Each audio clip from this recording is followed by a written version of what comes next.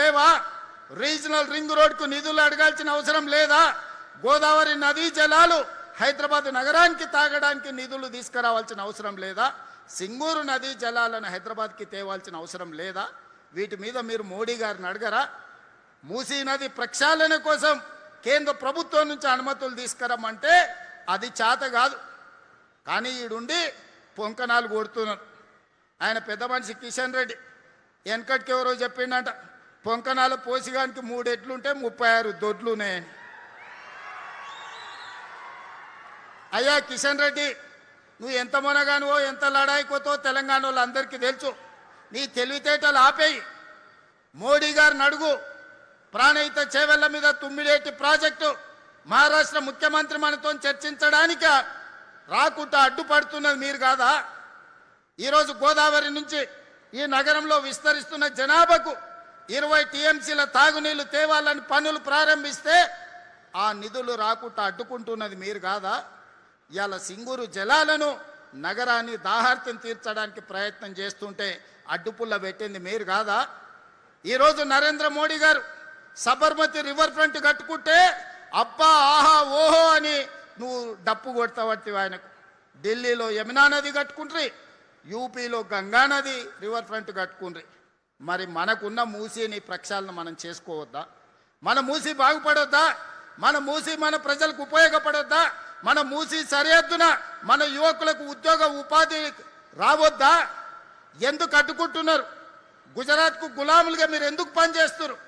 గుజరాత్ అభివృద్ధి చేసుకోవడం నరేంద్ర మోడీ బాధ్యత అయితే తెలంగాణ హైదరాబాద్ నగరాన్ని అభివృద్ధి చేయాల్సిన బాధ్యత కిషన్ రెడ్డికి, ఈటెల రాజేందర్కు, విశ్వేశ్వర రెడ్డికి, రఘునందన్ రావుకి లేదా అని నేను అడుగుతున్నా. ఇక్కడున్న ప్రజలు మీకు ఓటు వేయలేదా? మిమ్మల్ని ఎంపీలను చెయ్యలేదా? మీరు కేంద్రంలో ప్రభుత్వంలో లేరా? ఇవాళ పదే పదే నువ్వేం చేసినావని నన్ను అడుగుతున్నారు. 10 ఏళ్ళు ఉన్నాయన, 10 ఏళ్ల తర్వాత ఫామ్ హౌస్లో వండుకున్నాడు. 12 ఏళ్ళు అయింది నరేంద్ర మోడీ వచ్చి. 2 ఏళ్లలోనే ఏమి చేయలేదని నన్ను అడుగుతున్నారు కదా. అసెంబ్లీకి రాండి. 10 ఏళ్లలో ఆయన ఏం చేసిండో, 12 ఏళ్లలో మోడీ ఏం చేసిండో, 2 ఏళ్లలో నేనేం చేసిండో నేను చర్చ పెడతా.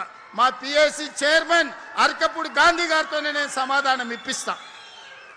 2 ఏళ్లలో ఏమేమి పనులు చేసినో, ఏమేమి విధాన నిర్ణయాలు చేసినో, ఏ విధంగా మన రాష్ట్ర అభివృద్ధి కోసం ప్రణాళికలు సిద్ధం చేసినో అసెంబ్లీలో 4 రోజులు దీని మీదనే చర్చ పెడతాం. మీరు రాండి, చర్చ చేద్దాం. ఇలా తప్పించుకోవడం మీ చేతనే అవుతుంది అనుకుంటున్నాం. కానీ ఎలుకకు పొగబెట్టి బయటకు ఎట్లా తేవాళ్ళనో మా కార్యకర్తలు అందరికీ తెలుసు. మీరు అనుకుంటున్నాం ఎప్పటికీ మోసం చేస్తామని.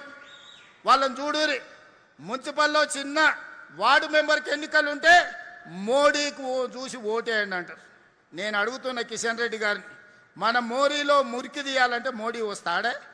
ఈడున్నోడు ఎవడన్నా సక్కనైనోడు ఉండాలి. పెళ్లి పెద్దను చూసి పిల్లగానికి పిల్లని ఇస్తే వాడు సంసారం చేయకపోతే పెళ్లి పెద్దని అడుగుతామా? ఇవాళ ఈడ ఓట్లు వేసేటోడు మనకు పని చేసేటోడు అయి ఉండాలి. మనకు అందుబాటులో ఉన్నోడు కావాలి. మన సమస్యలు తెలిసినోడు కావాలి. అందుకే మీరు అరకపూడి గాంధీ గారిని 2014, 2018, 2023 3 సార్లు హ్యాట్రిక్ గెలిపించిందంటే